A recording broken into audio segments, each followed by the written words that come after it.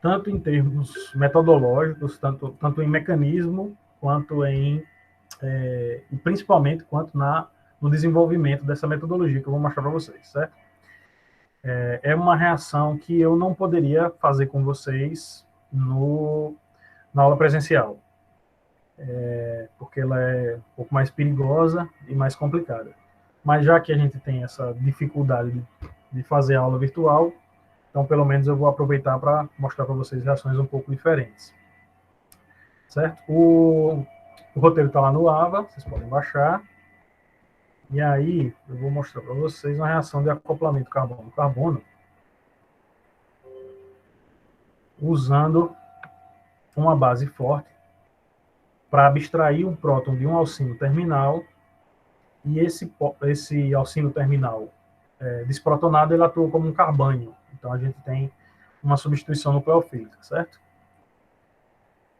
Então no roteiro eu tenho lá a introdução, né? Eu trabalho com esse tipo de reação porque ela me permite construir cadeias carbônicas de tamanhos diferentes. Então, digamos que na minha linha de pesquisa, por exemplo, como eu trabalho com síntese de feromônios, eu preciso de uma cadeia de 20 átomos de carbono com uma insaturação numa posição específica, na posição 13, por exemplo. Então, eu posso usar 2 síntons diferentes para construir essa cadeia do tamanho que eu quero com a insaturação na posição que eu quero, certo?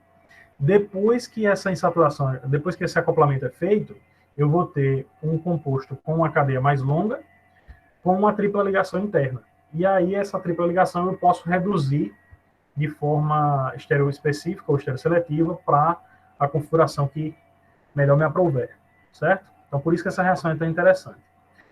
Além do alongamento de cadeia, é possível introduzir insaturações, isso aqui eu já falei. Então, existem metodologias diferentes para formar ligações carbono-carbono, certo? A gente vai trabalhar, a gente já fez, não sei se a gente já fez, ainda vai fazer Grignard.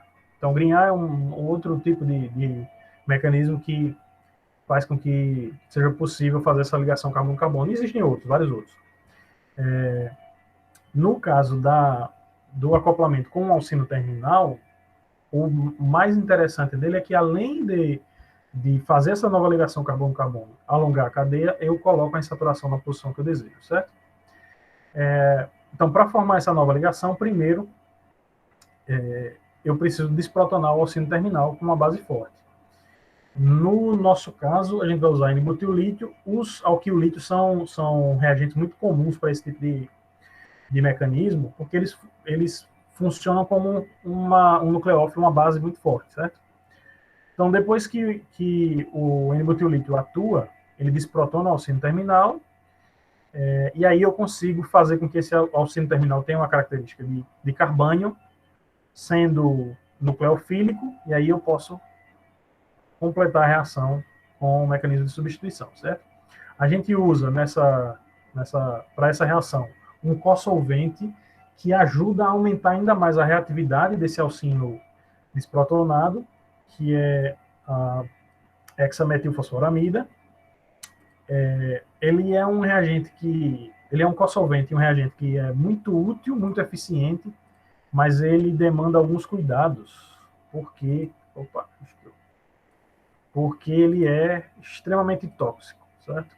Ele é tóxico, ele é carcinogênico, ele é teratogênico, então tem que ser trabalhado com bastante cuidado. Esse é um dos motivos pelos quais eu não poderia fazer essa reação com vocês presencialmente, né? Porque eu não ia ter como monitorar todo mundo.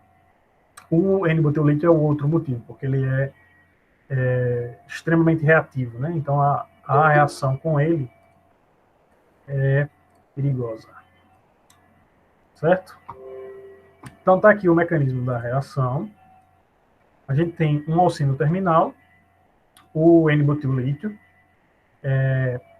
Esse N-butilítio, ele reage com o alcino terminal formando um acetileto de lítio e liberando butano. Então, essa primeira etapa da reação já é complicada, porque essa reação é bastante exotérmica e gera butano, que é inflamável, né? Então, por isso tem que ter bastante cuidado.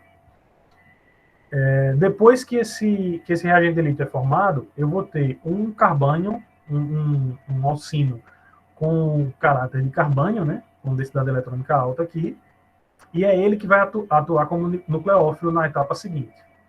A fosforamida, ela atua como um doador de elétrons forte que faz a solvatação do cátion de lítio, certo? Essa solvatação permite que o lítio saia com mais facilidade e isso aumenta ainda mais o caráter de carbânio do meu alcino, certo? Esse carbono sp fica com um caráter ainda mais negativo, certo? Sendo assim, ele fica mais nucleofílico, né? Já que ele tem elétrons, tem uma densidade eletrônica alta, ele é nucleofílico, e aí eu vou fazer com que ele reaja com outra cadeia carbônica portando um grupo abandonador. Eu uso bastante o bromo como grupo abandonador. Se vocês lembrarem daquela reação que a gente fez com o diol lá no começo,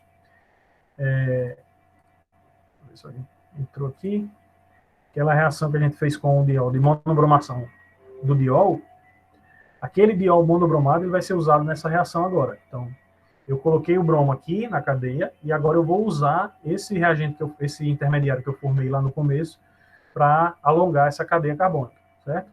Então, o bromo é o grupo abandonador, o carbono sp é o meu nucleófilo e o carbono ligado ao bromo é o eletrófilo.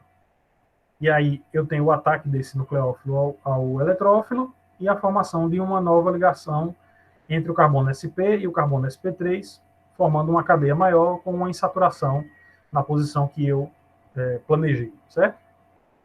Essa insaturação depois, se eu quiser, por exemplo, levar o carbono a cadeia saturada, sem nenhuma insaturação, eu posso fazer uma hidrogenação completa, uma redução completa, ou se eu quiser o composto com a dupla ligação, seja ela cis ou trans, eu posso fazer uma redução parcial, estereoespecífica, para gerar o produto que eu desejo, certo? Na prática de hoje eu vou mostrar para vocês essa reação aqui, certo? Se vocês lembrarem, eu preparei a gente preparou nas aulas lá no começo o composto monobromado com a hidroxila desse lado. Esse grupo aqui, esse acetal formado, ele é um grupo protetor. Eu não mostrei a reação para vocês, mas esse grupo protetor, ele é uma proteção para a hidroxila, porque se a hidroxila tivesse livre, tivesse com o hidrogênio aqui, o N-butil-lítio reagiria com a hidroxila, e não é isso que eu quero. Eu quero que ele reaja com o alcino para formar essa nova ligação carbono-carbono, certo? Então, esse grupo maior aqui é um grupo protetor. Ele é bastante usado também porque ele é resistente a bases, certo? Como eu vou usar N-butil-lítio, o grupo THP é bem útil. A gente vai usar algumas vidrarias vidrarias e equipamentos que vocês já conhecem bem, né? Suporte universal, garra, mufla, os balões e algumas que vocês não viram ainda. A gente vai usar um banho criogênico, porque essa reação, principalmente a primeira etapa com o N-butil-lítio, ela precisa ser feita a baixíssima temperatura. Então a gente vai usar uma temperatura próxima de menos 80 graus Celsius. Por isso que eu preciso do banho criogênico. Essa reação também precisa ser seca, então toda a vidraria que vai ser usada na reação fica na estufa no dia anterior. Depois, na manhã que eu vou executar a reação, eu coloco a vidraria no dessecador, deixo resfriar, chegar à temperatura ambiente em ambiente anidro, e aí eu posso montar a minha reação. A gente vai usar o THF como solvente, o bromoálcool protegido, que é esse daqui, certo? Esse rapaz aqui. Vai usar a solução de N-butil-lítio a 2,5 molar, o HMPA como co-solvente, o alcino terminal é o butino, e a gente vai usar depois o material para fazer o workup da reação, né, e a partição líquido-líquido. Então, água destilada para parar a reação, depois a gente faz uma partição, seca o solvente, seca o produto reacional em sulfato de sódio, depois concentra, pesa o solvente e analisa por GCMS. Professor, uma pergunta primeiro sobre a reação. Então, houve antes uma reação com o álcool para que ele fosse substituído por aquele grupo lá, né? Para que ele pudesse reagir. Aquele álcool que eu mostrei para vocês, a monombromação, eu fiz uma reação subsequente de proteção, que aí eu não estou mostrando para vocês essa reação, mas ela já foi feita. E também eu não entendi muito bem o porquê tem que ter o banho criogênico. A Larissa perguntou a mesma coisa, eu não entendi.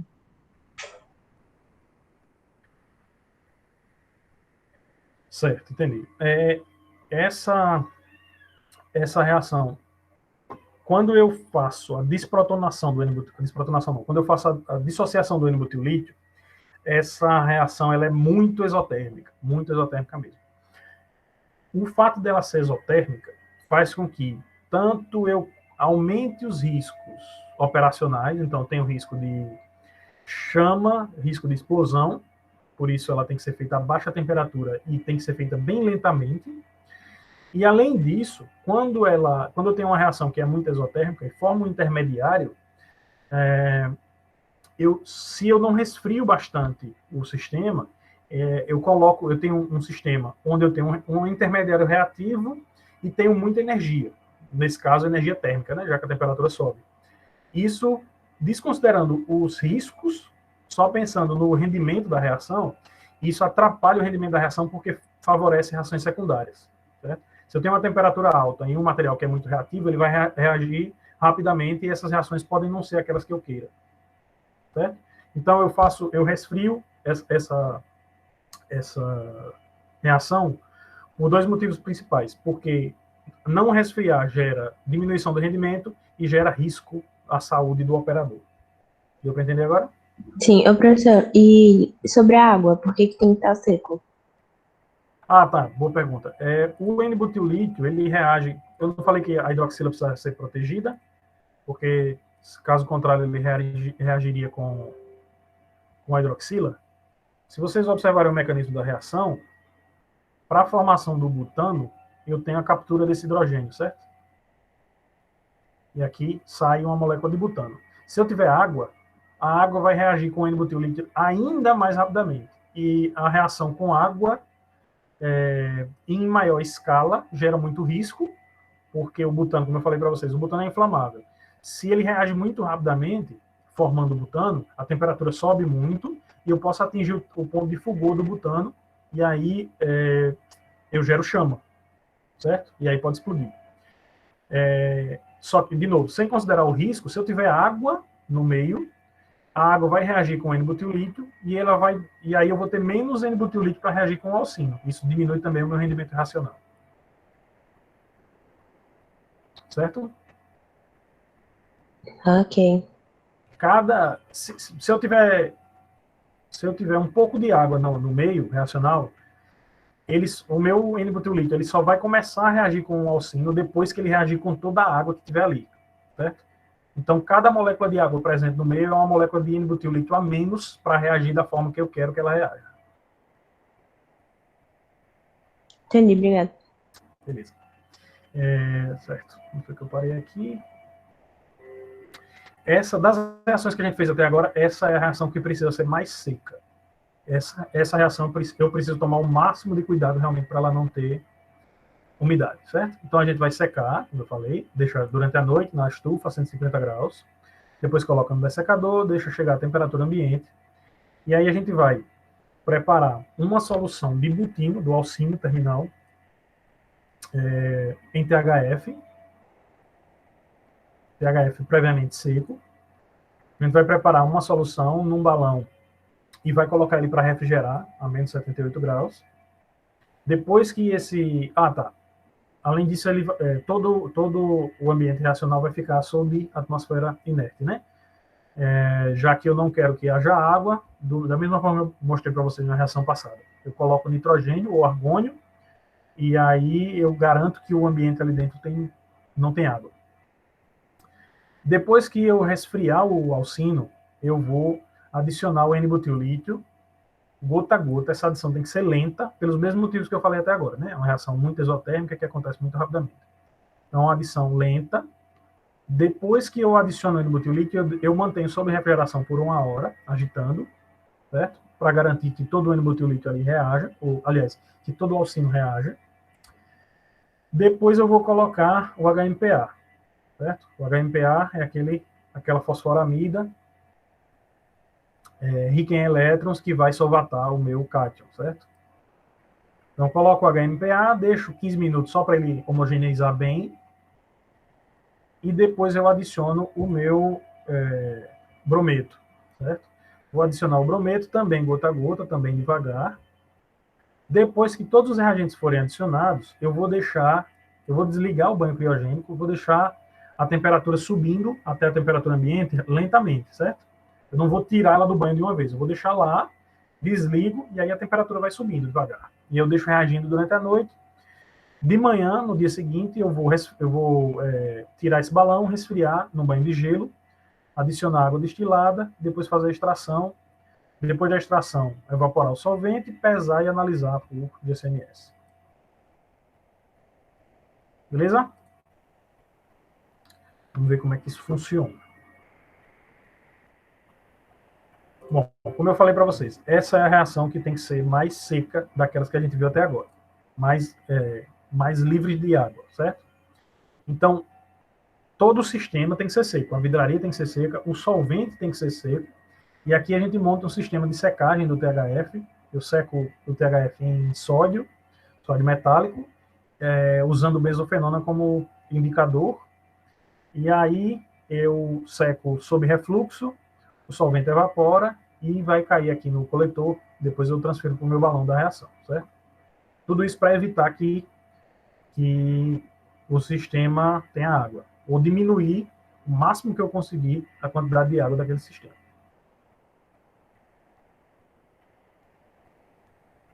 Então, o THF seco, a vidraria também seca. Tiro a vidraria da estufa, coloco no dessecador, deixo atingir a temperatura ambiente, e aí eu vou poder usar na minha reação. Certo? Dessecador, com sílica gel aqui embaixo, sílica gel não, desculpa, com sílica aqui embaixo, previamente ativada. E aí, depois disso, eu posso secar, eu posso usar na reação.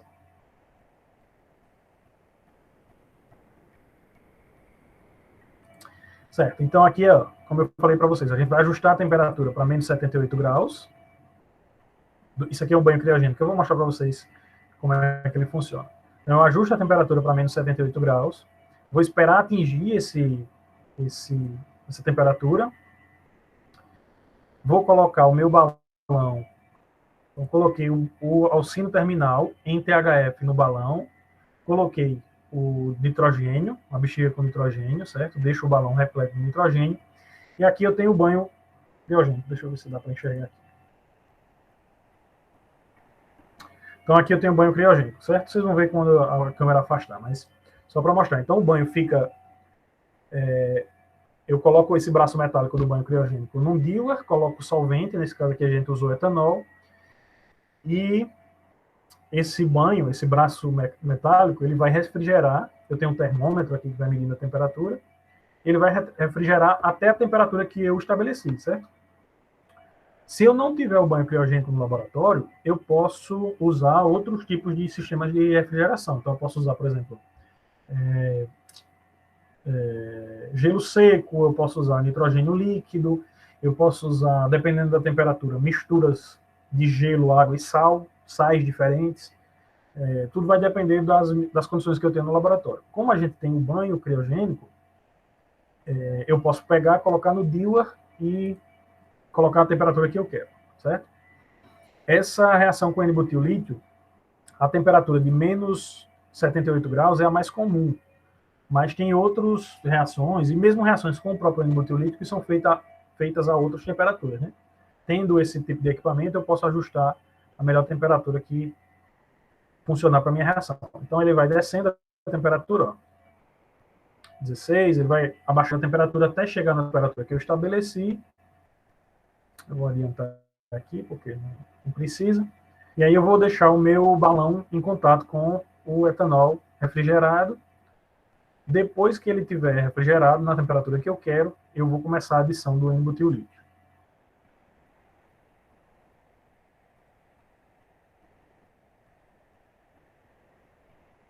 Certo. Então, aqui a temperatura foi descendo. Opa, deixa eu ver se ele travou aqui. Se vocês observarem aqui, ó, o braço metálico agora está todo branco, porque como a temperatura dele diminui muito, a umidade do ar, a umidade presente no ar, congela ao tocar no braço, nessa superfície metálica, certo? Então, a temperatura é muito baixa, a umidade do ar condensa, congela, desculpem, e por isso que forma essa crosta branca aqui. Beleza? Aí eu vou deixar por alguns minutos para atingir a temperatura que eu desejo e depois vou adicionar o N-butilítio. Menos 77, ele fica variando, mantendo nessa faixa, menos 77, menos 78.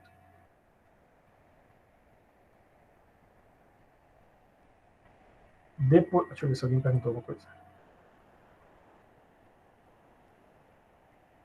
Ah, tá. É legal, é legal. Sabe?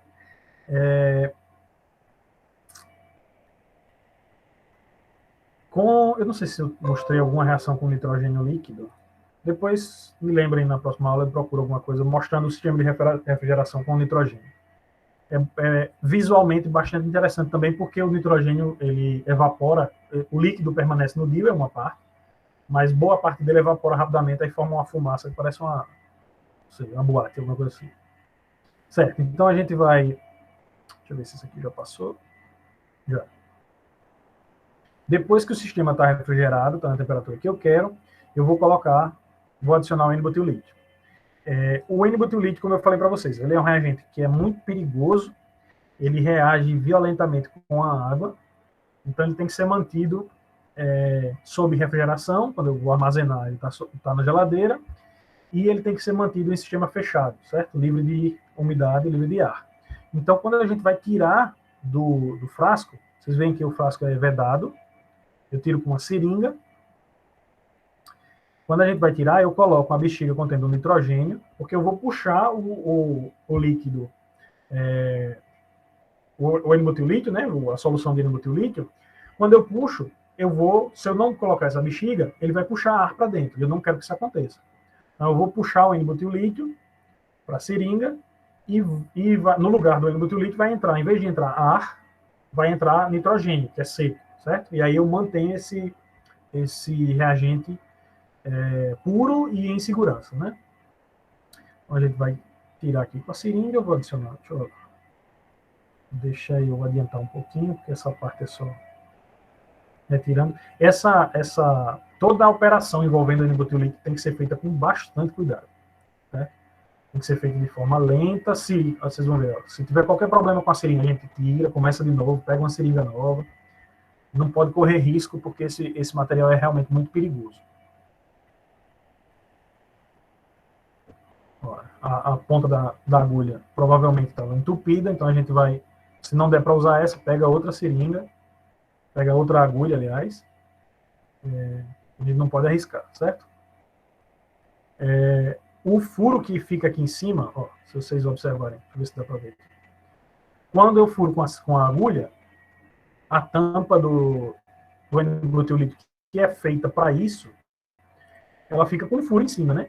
Então, quando a gente vai armazenar, eu derreto um pouquinho de parafina, de vela mesmo, e pingo em cima desse furo, porque aí a parafina, ela está líquida porque eu aqueci, né, eu derreti, eu pingo em cima desse furo, ela rapidamente solidifica à medida que a temperatura desce, e aí ela veda o furo, eu evito também que entre ar e com ar, água. Certo, agora a gente vai retirar o N-butilítio com a seringa. Vocês veem que tudo é feito bem lentamente, com cuidado.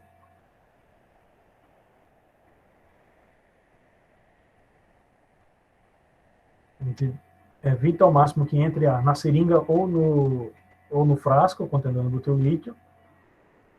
Deixa eu adiantar aqui um pouquinho e a gente vai colocar lá no balão reacional, certo?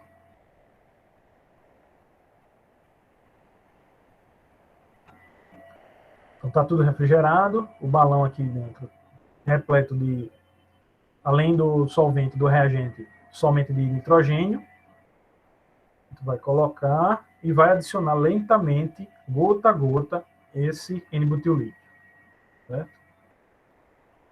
Com o sistema todo fechado. pouquinho.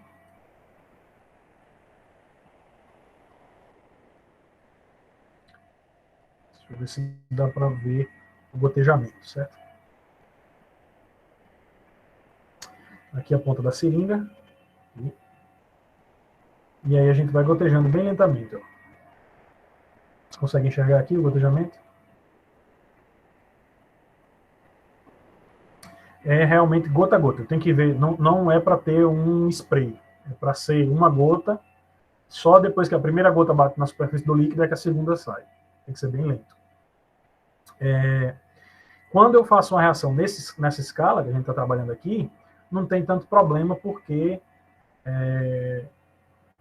se eu adicionar, por exemplo, 2, 3 ml de N-butilito, vai demorar alguns minutos, não é tanto problema. Mas quando o volume de N-butilito aumenta, se torna bem cansativo, né? Porque você vai demorar bastante tempo para fazer a adição. Acho que o máximo de volume de N-butilito que eu fiz, que eu adicionei, foi próximo de 80 ml, e aí uma adição dessa demora 1h30, quase 1h30.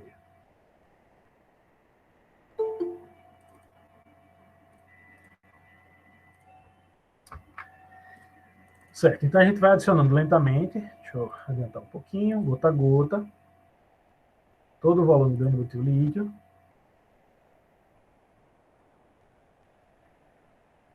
E aqui eu vou tirar esse balão do N-butilídeo, balão do nitrogênio, e vou fechar, vedar o frasco e guardar novamente na geladeira.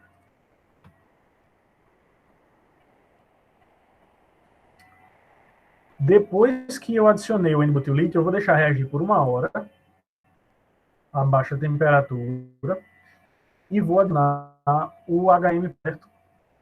O HMPA. Tá. Eu aumentei a temperatura, deixei a temperatura, vou deixar a temperatura ir aumentando lentamente, certo? Não sei se aparece outra vez, mas essa temperatura vai subindo até chegar na temperatura ambiente depois. O HMPA, ele é tão ou mais perigoso do que o N-butilítio.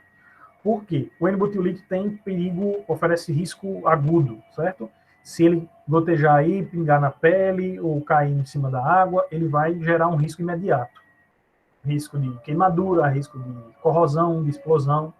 O HMPA, ele não tem esse risco imediato, ele não vai lhe trazer um prejuízo muito rapidamente, mas ele gera prejuízos sérios a longo prazo, certo? Ele é um agente cancerígeno, né, carcinogênico, teratogênico, então ele tem que ser o mesmo respeito que eu devo ter com o N-butilítio, eu devo ter com o HMPA, apesar do HMPA não me trazer um malefício imediato, certo? Então a gente vai adicionar o HMPA. A adição do HMPA não precisa ser tão lenta quanto a do N-butilítio, certo? Ela precisa ser lenta, mas não aquele gotejamento que demora vários minutos. Coloca aqui um pouquinho. Pronto, acabou a adição do HMPA, praticamente.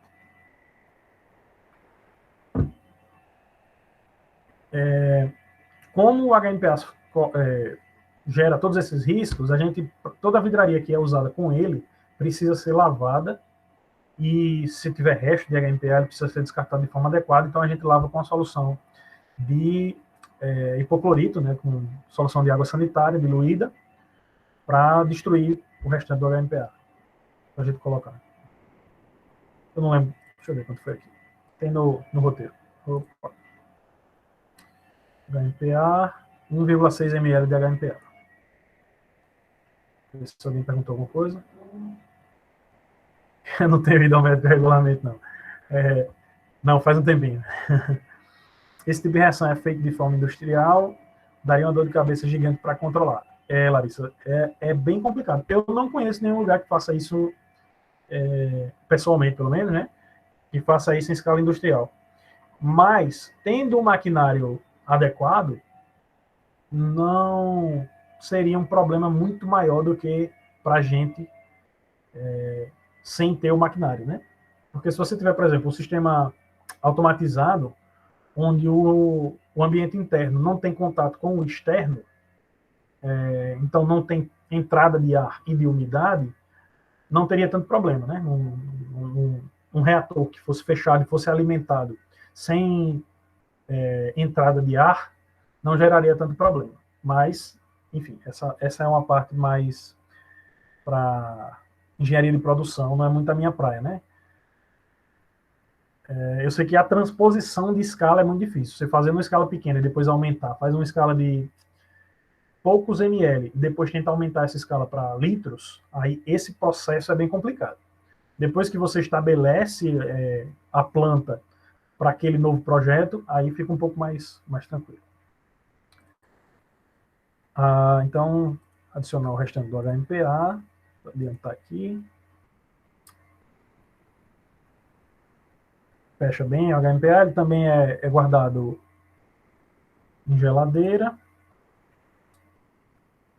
E aí a seringa que eu coloquei, que eu usei para adicionar o HMPA, eu vou lavar, eu vou deixar ela embebida em solução de hipoclorito, diluída, e aí, antes de fazer a lavagem convencional, né, com etanol, eu vou deixar ela de molho em solução de água sanitária. E aí a luva que eu usei para adicionar o HMPA, tudo que está envolvido, que houve algum risco de contato com o HMPA, precisa ser descartado, né? Então vocês veem que ela tira a luva com todo cuidado, sem tocar nos dedos da luva, fecha e vai descartar essa luva. A gente tem todo o cuidado ao usar material que é muito perigoso, né? Que é carcinogênico. Certo. Então a gente adicionou HMPA, deixou reagir por 15 minutos. Então agora eu espero que eu tenha na minha reação o alcineto formado, né, o carbânion formado, e que eu tenha o HMPA para solvatar o íon o cátion de lítio, aumentando ainda mais o caráter de carbânion desse alcino, certo? Agora eu vou colocar na mistura reacional o grupo que vai ser atacado pelo carbânion, né? Eu vou ter o meu brometo, o bromo funciona como um grupo abandonador, e a intenção é fazer com que esse carbânion formado, ou que essa espécie com caráter de carbânion, melhor dizendo, formada, ataque o brometo, certo? Para formar a nova ligação carbono-carbono. Então, essa adição também é feita de forma lenta. De novo, o balão que continha o brometo estava repleto com nitrogênio. A gente vai fazer a adição. Deixa eu adiantar um pouquinho. Faz a adição. Nesse caso aqui, depois de fazer essa adição, ela coloca um pouco de THF para lavar essa seringa e adicionar também aqui para evitar a perda do material nas paredes da seringa.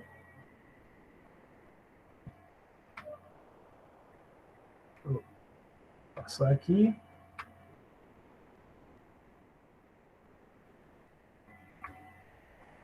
Vai colocar um pouquinho mais de THF, lavar o balão e a seringa e adicionar lá no balão da reação também, para evitar que eu perca o meu brometo nas paredes da seringa, né? Adiciona.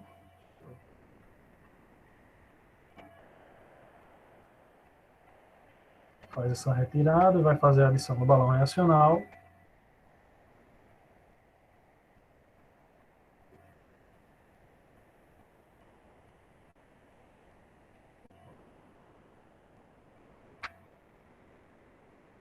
Depois que a gente faz essa adição, então todos os componentes da minha reação estão ali presentes, certo? Eu vou desligar o banho criogênico. Tá, aqui ela está adicionando o restinho do THF. Deixa eu adiantar aqui.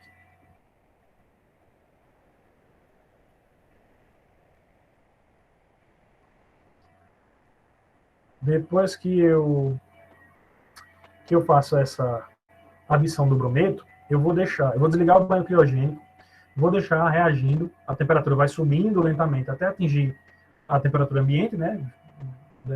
Acredito que em torno de 27 a 30 graus. E aí, eu vou pegar, no dia seguinte, vou deixar esse aquecimento ser lento, deixar agitando durante a noite. No dia seguinte, pela manhã, a gente vai pegar o balão da reação, vou transferir para um banho de gelo, certo? E aí eu vou fazer o quenching, vou fazer a parada da reação por completo e fazer o workup, certo? A gente coloca em banho de gelo. De novo, agora eu quero evitar que a temperatura suba demais também, porque eu vou destruir o que sobrou.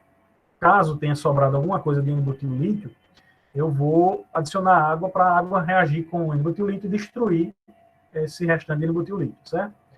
Então, eu coloco em banho de gelo, aí agora eu vou abrir o balão, como eu não tenho mais essa preocupação, eu vou adicionar água, então não preciso mais me preocupar em manter o balão fechado. Vou abrir o balão, vou adiantar aqui, tirar o teflon. Esse teflon serve para vedar bem o septo do balão, para evitar também que entre água. A gente vai abrir e colocar no suporte, na garra, colocar no banho de refrigeração em água e gelo e adicionar água destilada. Adicionando lentamente, não precisa ser. Nessa etapa não precisa ter tanto preocupação. Se eu fizesse numa escala maior, eu adicionaria essa água mais lentamente, né? Se eu tivesse mais N-butilítio ali.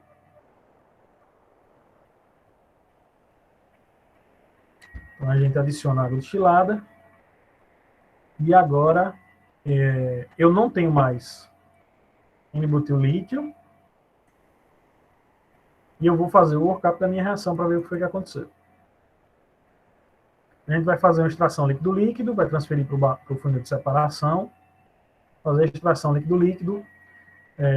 Como a gente vocês já estão acostumados, então eu extraio 3 vezes, eu fiz a extração, nesse caso, com acetato de etila, extraio 3 vezes, junto as frações orgânicas, lavo essas frações orgânicas reunidas com água destilada, com solução salina, depois eu seco em sulfato de sódio, e aí é só filtrar, evaporar o solvente, e eu tenho o meu produto de reação que eu vou analisar, por fim, certo? Então, extração com sulfato de sódio, com acetato de etila, vai transferir para o funil de separação.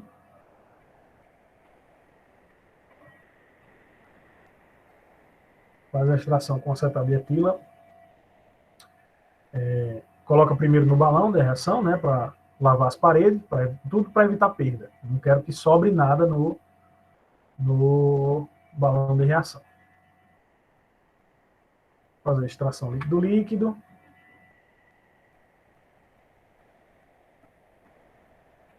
A extração vocês já estão cansados de ver, né?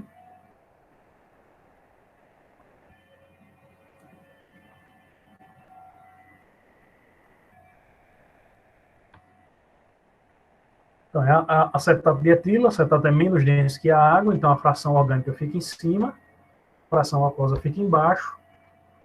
Eu retiro a fração aquosa, separo, depois retiro a fração orgânica, deixo no Erlenmeyer à parte, a fração aquosa volta para o funil de separação e eu extraio novamente, certo?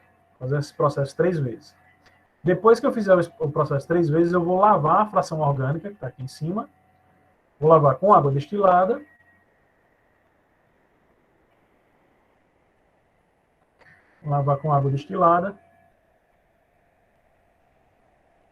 e depois lavar com solução salina. E aí eu encerro a minha partição líquido-líquido, né? Para adiantar um pouquinho.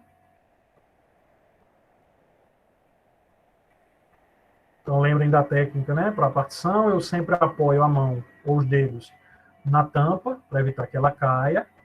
Sempre checo se a minha torneira está fechada antes de começar a agitar. Agito, abro para liberar o gás, fecho, agito novamente e assim por diante. Depois volto para a argola, deixo em repouso para que haja a separação das fases.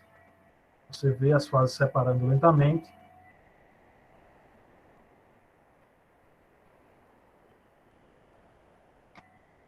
Depois eu lavo com solução saturada de NaCl. Né? Tirar a maior parte da água, ainda presente nesse meio.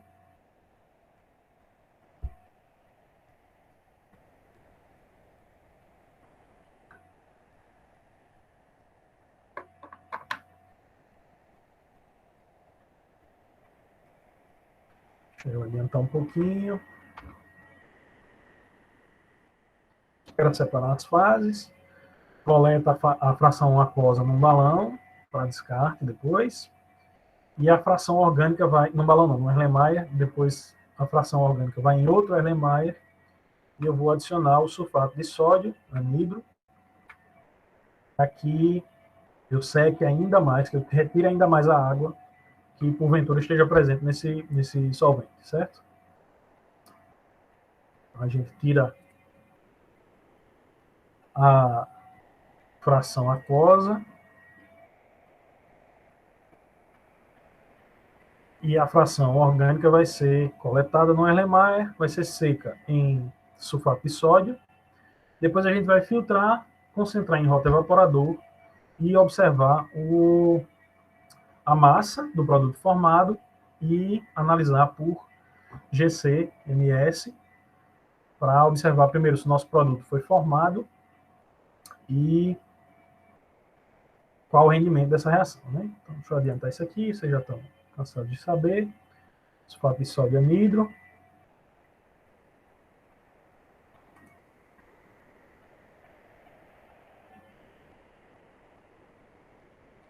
E aqui eu acho que esse é o último vídeo. Certo? Então aí a gente vai observar depois de concentrar no rotaevaporador, vai pesar e vai analisar por GCMS. Certo? Então aqui eu tenho o pico cromatográfico. Tenho o cromatograma do meu produto.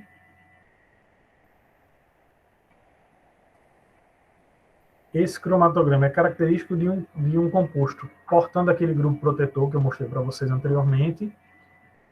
E pela fragmentação dele, tudo me leva a crer que é o produto certo. Mas vamos dar uma olhadinha aqui no que é que a biblioteca sugere. Certo. A biblioteca do equipamento, ela sugere um composto com a cadeia um pouco mais longa do que aquela que eu mostrei para vocês. Certo? Mas é o produto, a gente chegou no produto correto. Então a gente tem o grupo protetor, os dois carbonos sp da ligação tripla e a nova ligação carbono-carbono entre o carbono sp e o sp3.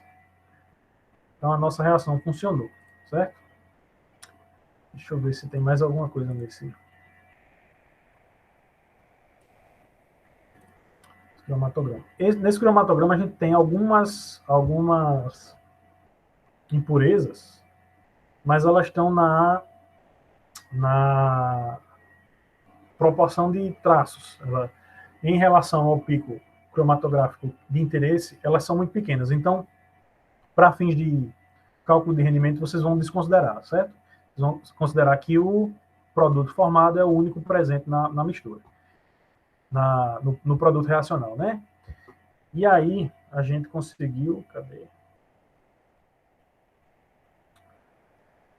A gente conseguiu 705 miligramas do produto depois quando pesou, analisou o GC e observou a formação de 705 miligramas do produto nessa reação. E aí vocês vão usar essa massa para calcular o rendimento. Beleza? Então,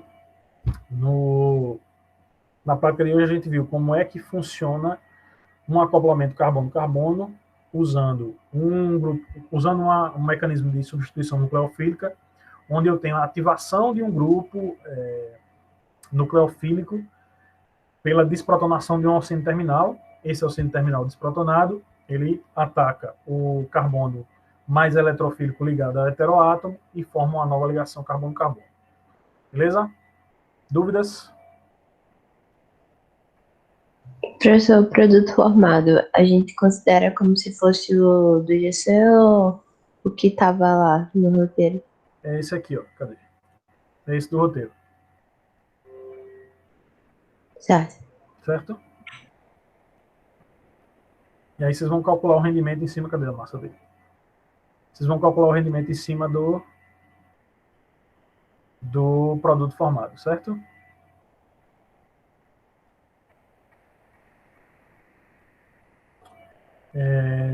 Dúvidas? Não? Tá, deixa eu parar aqui a gravação.